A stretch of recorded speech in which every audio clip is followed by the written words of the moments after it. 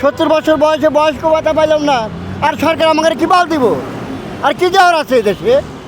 আমাকে ডা চুষা খাবে, মশার মতো চুষা খাবে, যে গভর্নমেন্টই হোক আমাকে ডা চুষা খাবে। হাওয়া বোর্ডের দিকে আসি, হাওয়া বোর্ডের দিকে আসি। আল্লাহু আকবার, আল্লাহু আকবার। হ্যাঁ ভোট না ভোট কোনটির পক্ষে আপনি, বা আপনি কি করবেন আপনার জায়গা থেকে?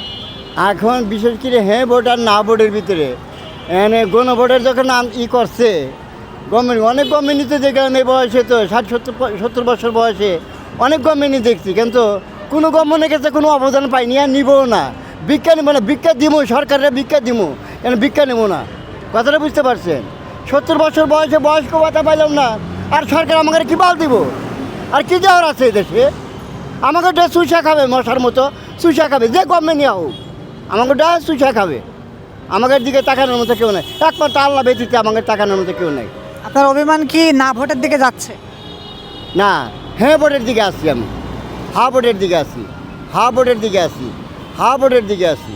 আল্লাহু আকবার, আল্লাহু আকবার। যেহেতু বলছেন আপনি হ্যাঁ ভোট চান, তাদের উদ্দেশ্যে কি চান? তাদের উদ্দেশ্য, অনেক গভর্নমেন্টই তো দেখলাম, নতুন একটা গভর্নমেন্ট দেখে দেই, আমাদের তো সেই জীবন।